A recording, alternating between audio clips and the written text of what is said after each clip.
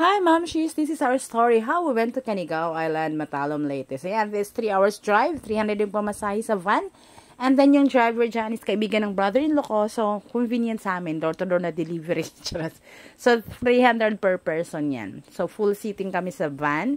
And then, lumalis kami ng Tanawan, 4 a.m. Nakarating kami ng Canigao Island around 7 in the morning. So, ayan, super excited pa kami dyan. Wala pang nahihilo. At saka yung mga biyahilo, nagbonamin naman yan.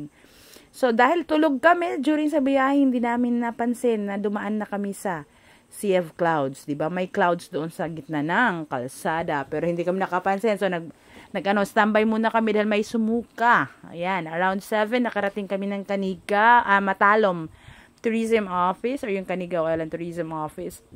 Konti pa lang, pangatlo ako dun sa mga walk-in na reservations. So, yun.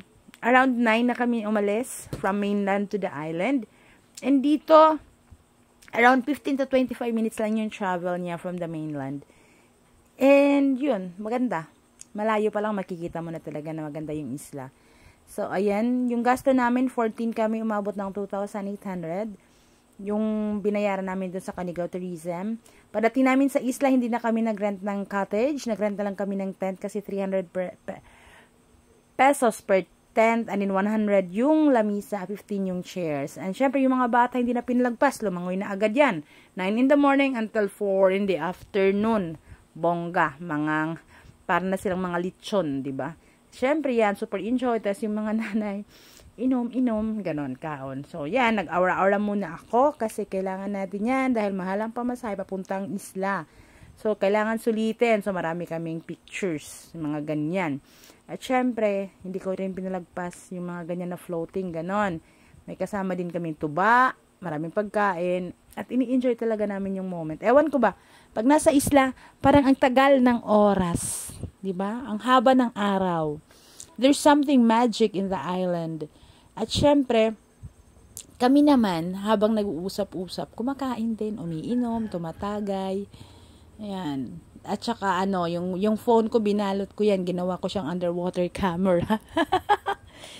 Diba? Parang GoPro lang, pero hindi. Diba? So, in-enjoy ko talaga yung ilalim ng dagat ng Canigao Island. Kasi maganda siya. Super clear, super ganda. At pag mga ganitong panahon, kailangan mong i-enjoy yan. So, dito, lumakad-lakad lang ako. Namasyal kami, nilibot namin yung buong isla. Malilibot man naman siya, less than an hour. Maganda yung island. As in, ganda ng sunset nila. Dito, ma-amaze ka how beautiful God created the world. Diba? Ma-amaze ka kung gaano siya magkulay ng langit. Kung gaano ginawa ang mundo as perfect. Diba?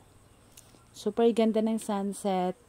Super ganda ng isla, ang tahimik. And then, yung back ng island, hindi pwedeng paliguan. It's a sanctuary for the fishes.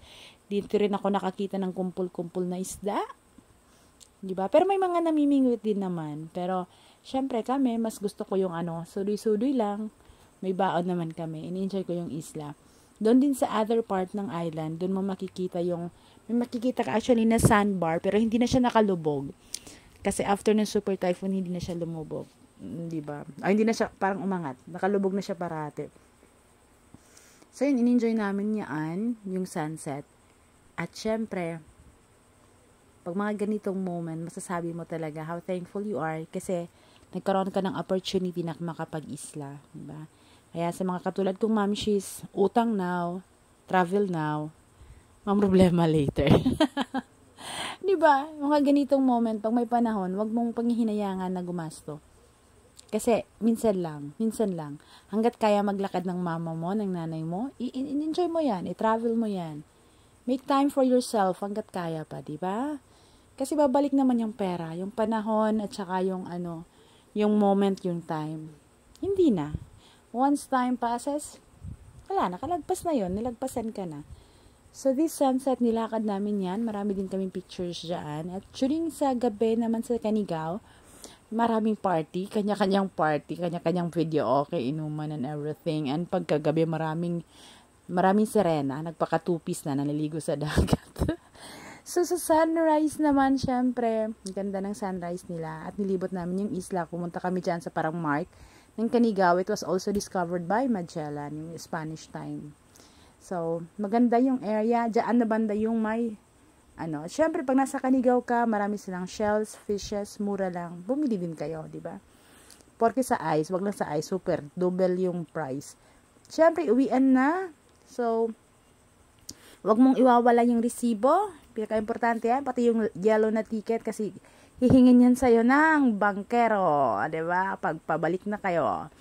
So, ako yung nauna dyan dahil ako naman yung designated na videographer at photographer nila ng mga buenas na to. So, ako yung nauna dyan sa pag-akyat at saka yung mga mukha nila dito. Maputi sila nang pumunta, pag uwi, ang pula. Ang pula-pula.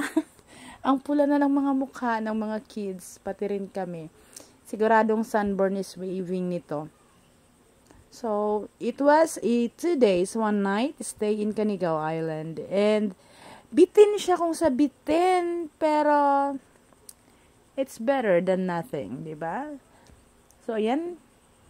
Ako yung nauna at dito, nagkaroon na ng time na mag-video sa kanila isa-isa ng mga kasama ko. So, ayan, uwian na mga mamshis. Tayo na't umuwi. Diba? And thank you, Canigao. Thank you so much for that wonderful stay, wonderful beach, wonderful place. Salamat siya. At syempre, makikita nyo rin yung mga photos namin dito na kinuha sa isla. Yung mga lang, konti-konti lang. At dahil pauwi na kami, enjoy na to sa biyahe. Para kami naka-permanent seat sa bangka.